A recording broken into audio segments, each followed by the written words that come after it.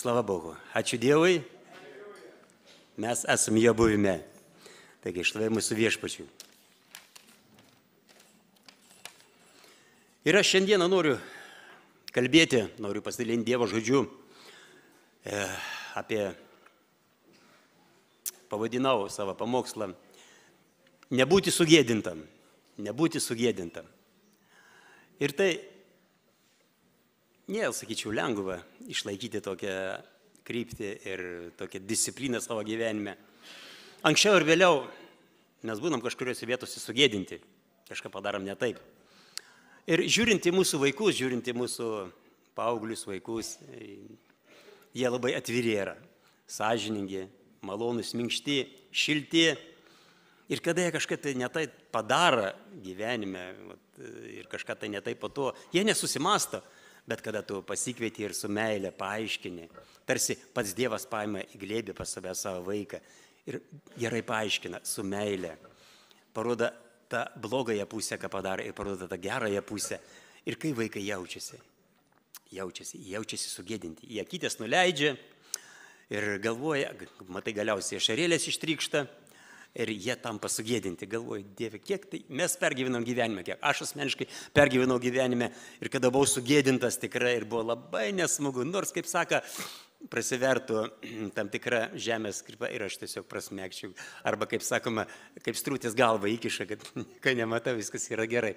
Ir tokių dalykų vyksta gyvenime ir mūsų gyvenime, aš manau, kad ir kaip suaugę taip pat, kartais tie suaugę būna kaip vaikai ir jie sprendimų mažai daro tokių ir jie būna gal ir sugėdinti, gal ne, bet jeigu sąžinė yra švari ir jinai yra neuždeginta, tikrai mes jaučiam tai ir tikrai būnam sugėdinti.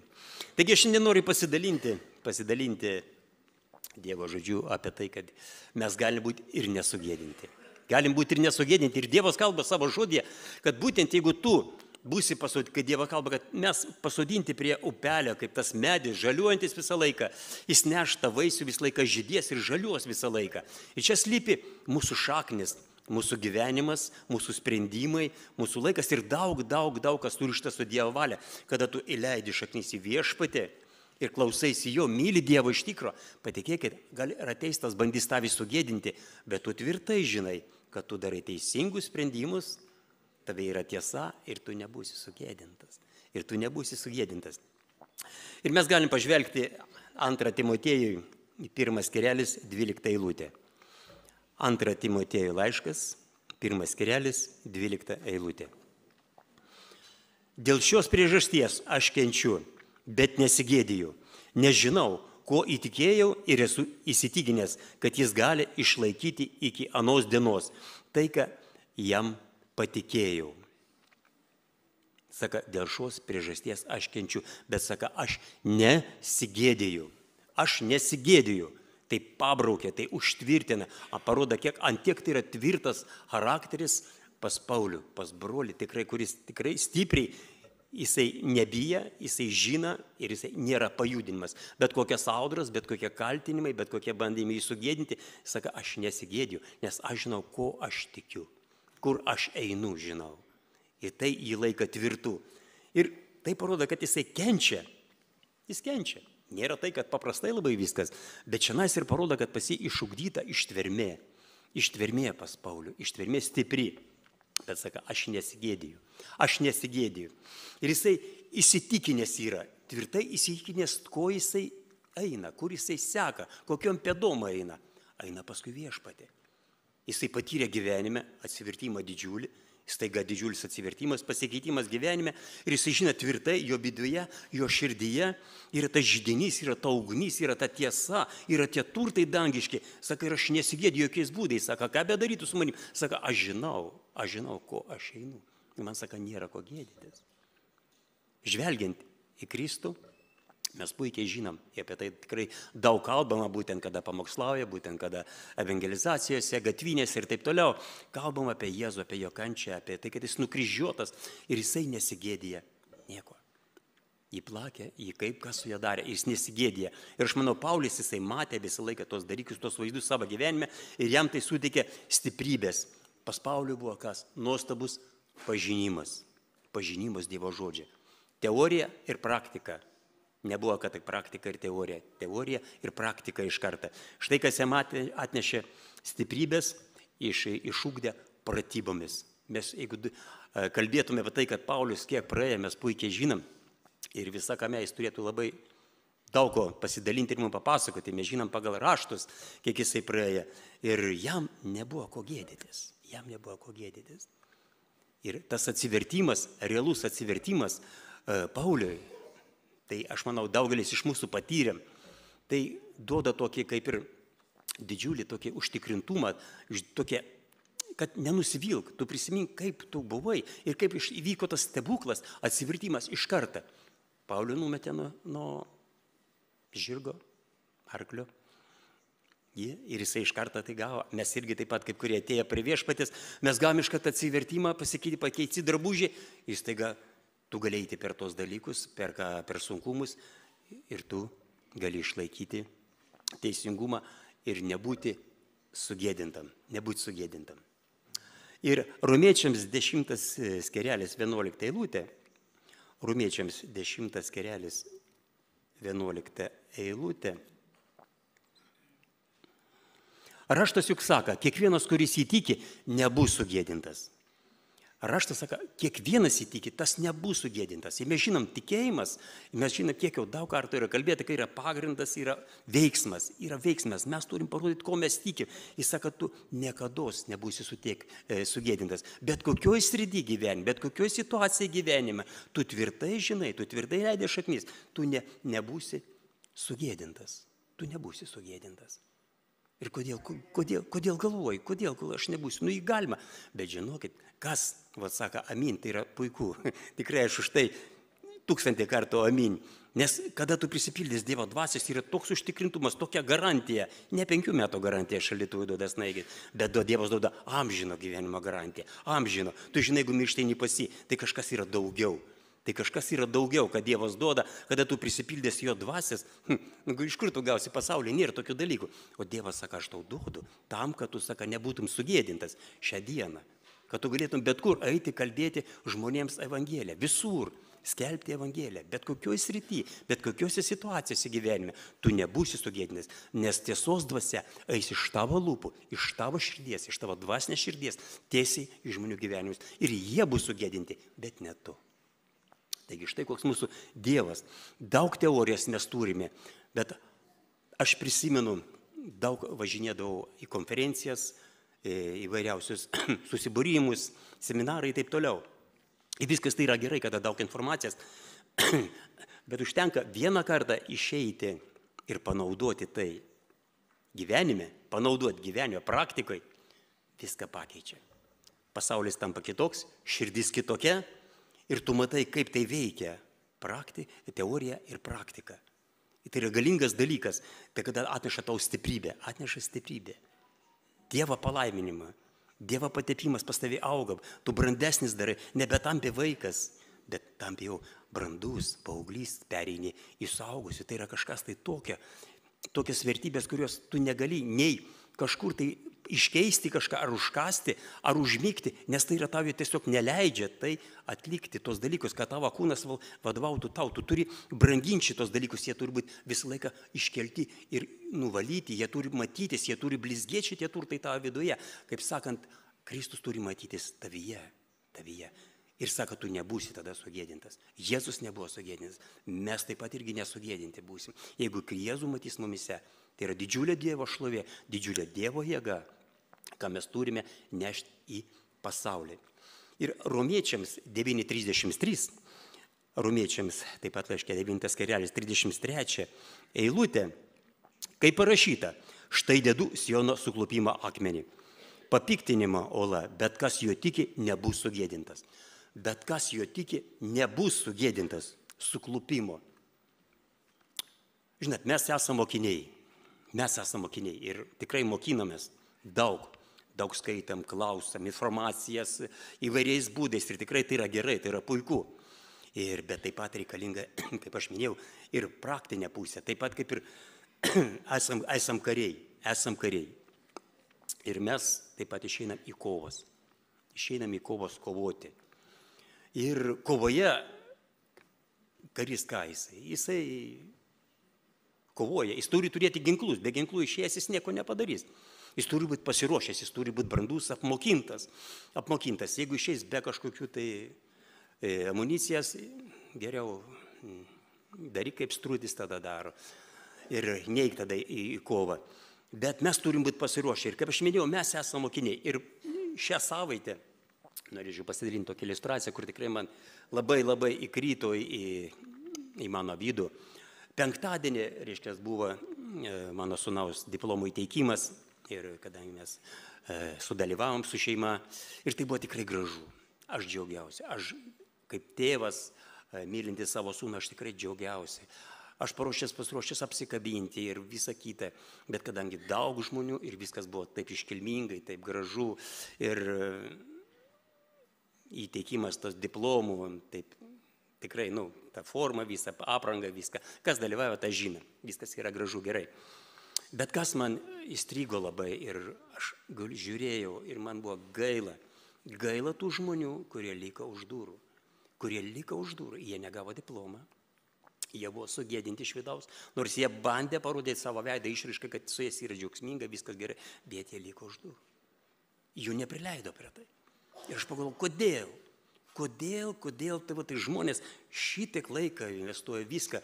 Ir aš pagalvojau apie savo sūnų, apie kitus ir taip toliau. Ir galvoju, vieni dėjo laiką, pastangas, jie mokėsi, jie investavo, jie nemiegojo, jie mokinasi. Ir štai rezultatai, nuostabus rezultatai. Yra kita klasė žmonių, kurie tuo pačiu, kada jie mokinasi, tuo pačiu, kada jie leidė laiką, naktimis gal mokinasi, jie kažkur tai leidė laiką tuščiai.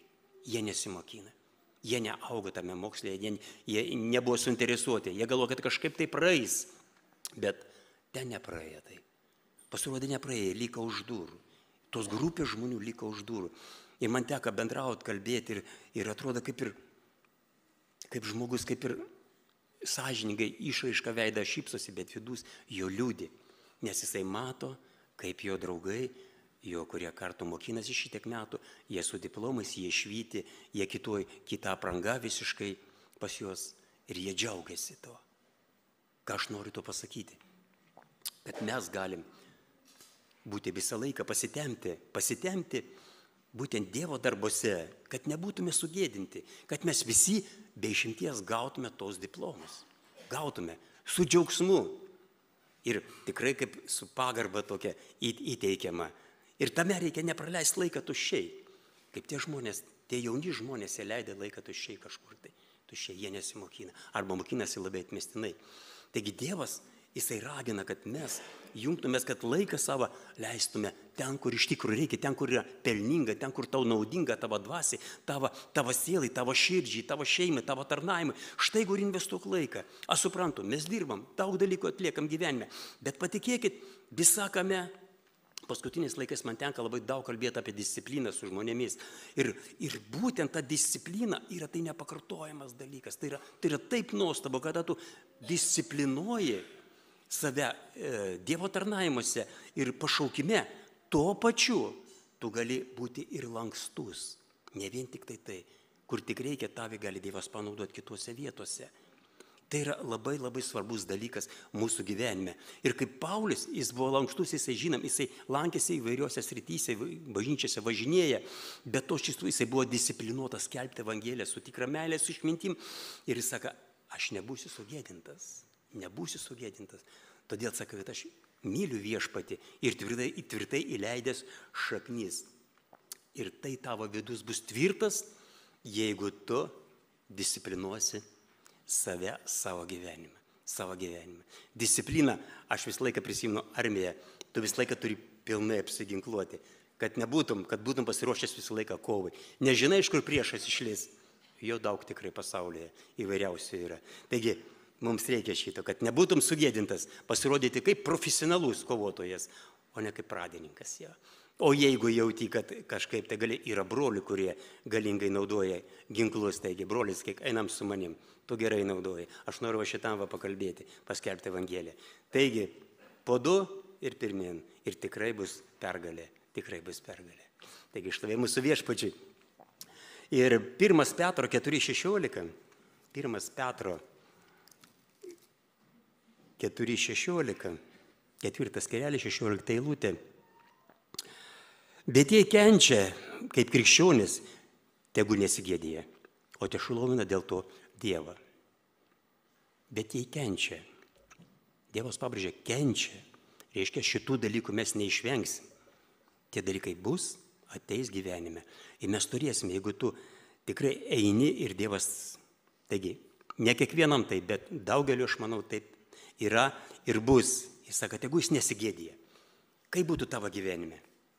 Ir aš manau, mes daugelis esam patyrę tų kentėjimų, patyčių visokiausių, žodžių ir taip toliau. Bet yra kaip kurie dalykai būna biški daugiau.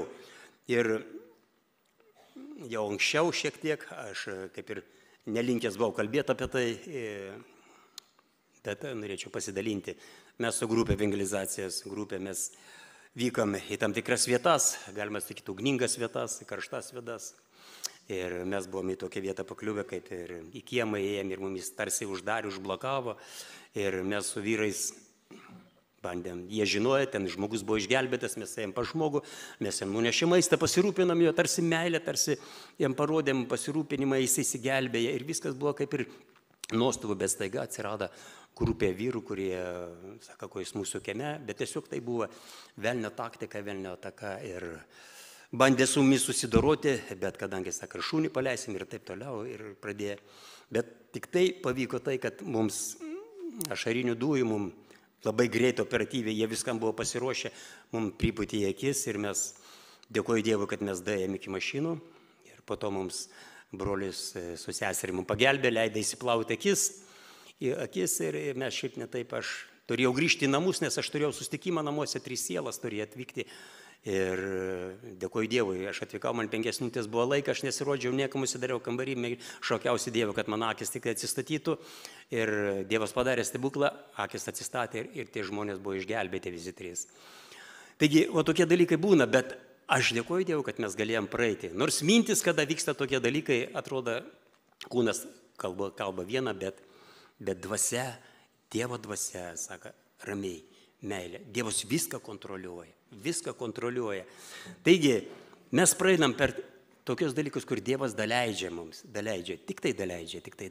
Todėl viskas yra tvarkoje, šlovė mūsų Dievui. Taigi, aš tikiu, kad mano žmona girdi, tikriausiai tai jinai pirmą kartą girdi. Taigi, ačiū Viešpačiui mūsų. Ir tai yra tikrai nuostabu. Ir taip pat pažvelkime 2 Timotiejui, 2 skyrelis, 15 eilutė. 2 Timotiejui, 2 skyrelis, 15 eilutė. Taigi, man patinka šitas žodis, aš manau, jums tą raštą vietą. Taigi Dieva kalba, uoliai stenkitės pasirodyti Dievui, tinkamų darbininkų, suprantate, tinkamų, neturinčių ko gėdytis, tiksliai perteikti tiesos žodį.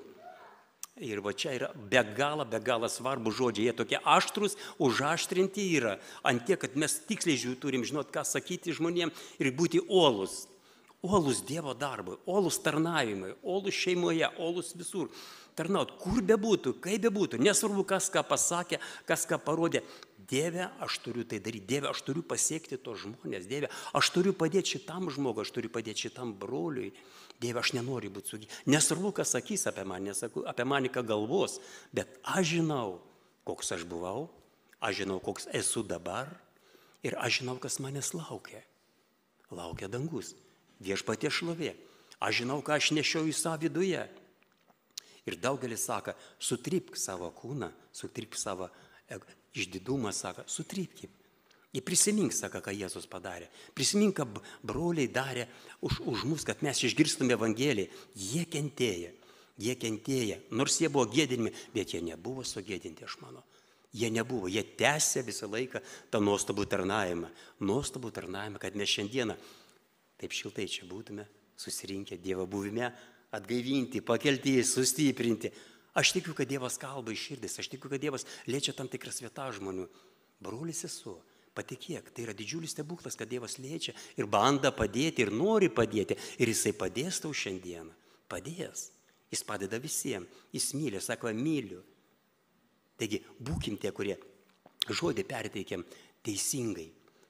Bet visą pirma, mes turim patys būti prisipildę jo dvasias.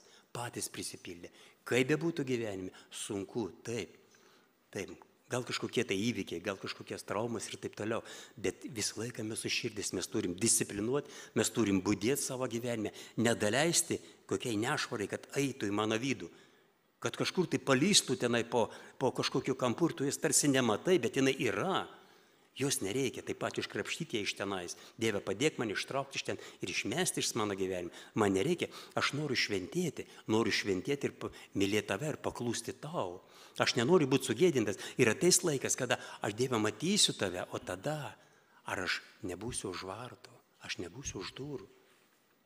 Čia yra svarbiausias klausimas.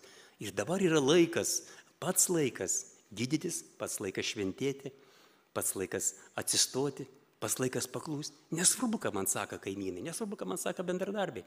Bet Dieve, kas svarbu, kad tu man sakai. Aš dirbau daugelėse įmonėse, nes reikėdavo iš miesto į miestą kiluotis labai daug. Ir būdavo, kad vagonėliai, didžiuliai vagonėliai, tokie surinkdavo pietų. Ir kada tik aš ateidavau, man sakydavo, Algis, sako, gal šiandien nepamokslauk? Sakau, nenori išeiti. Aš pamokslausiu kitiem. Jo, čia Dievo malonė. Norėjau, nieko negaliu padaryti, kad ugnis dega, neturi sveršti. Taigi štai mūsų viešpačiui.